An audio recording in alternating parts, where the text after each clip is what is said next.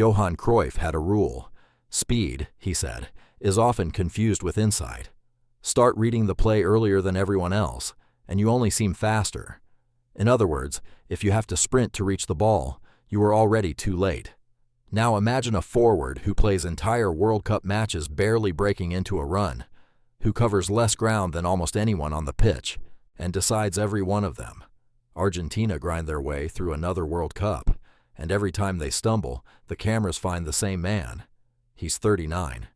For many, he's finished. A passenger, a farewell tour, a memory in a jersey. But what most people miss is his method. He almost never runs. As a boy in Rosario, Messi's body simply stopped growing. A hormone his system didn't make. He needed an injection in his leg every single night just to reach a normal height, and the clubs in Argentina wouldn't pay for it. His career wasn't going anywhere. Nobody wanted to gamble on a kid that small. In the eyes of every scout who passed, he was too fragile, too little, too slow to matter. Then Barcelona took the bet no one else would. They paid for the treatment, signed a 13-year-old on a paper napkin, and put him inside La Masia, and the boy, who was too small to survive, became so technically dominant, he didn't seem to need a body at all. He beat grown men in a phone booth. He turned the one thing that should have ended him, never being the biggest or the fastest, into the exact reason nobody could get near him. Under Guardiola, the numbers stopped making sense. 50, 60, 70 goals in a season. Records that had stood for 100 years, gone in a year.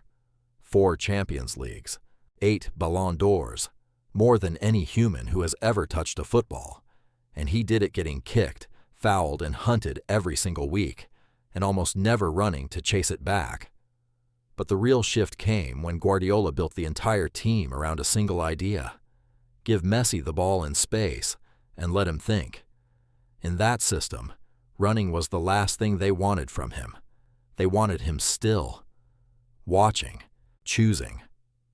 Messi would spend the opening minutes of a match walking, not switched off, scanning, learning how the other team defended, where the gaps would open, which defender stepped up too early. And once he had the map, the game was already his. Like a predator standing perfectly still in the jungle, watching, before it decides to move. And there is something the numbers never show. Defenders stopped stepping to him. One-on-one, they backed off, because committing to Messi meant being the fool in the highlight. So they gave him the yard. And the yard was all his eyes ever needed. Watch his head, not his feet.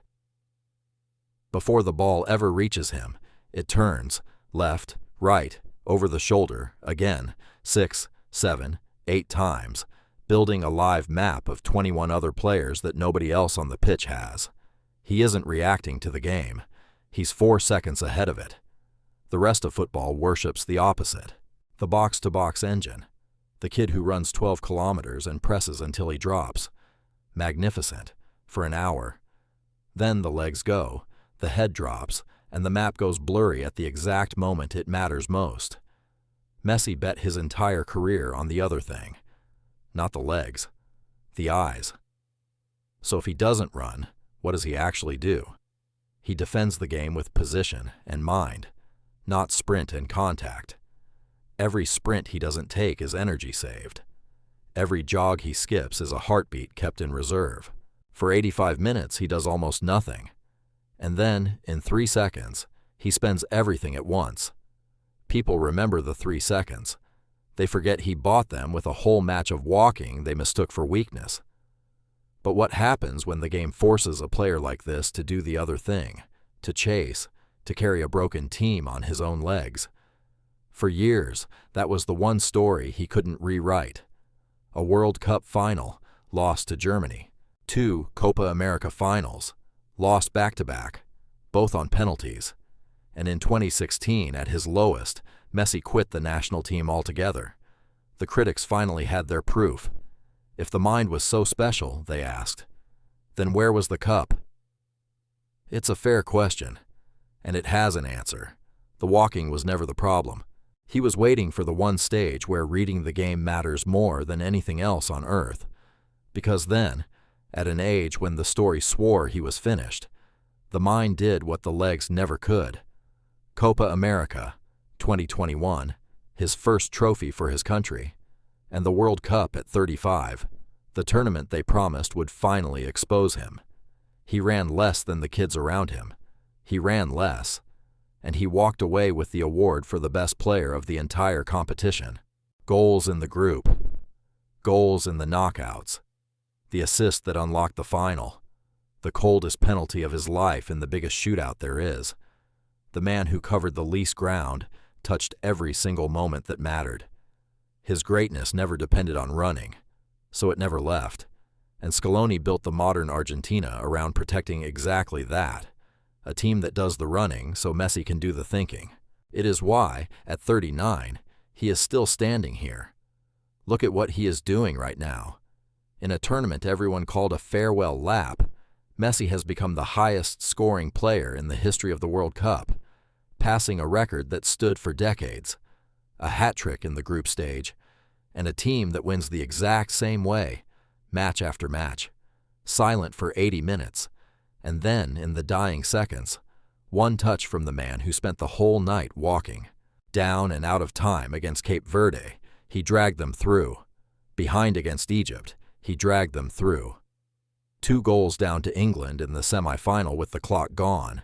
It was the oldest man on the pitch, standing perfectly still in the middle of the storm, who slid in the passes that killed them. He isn't surviving this World Cup. He is conducting it.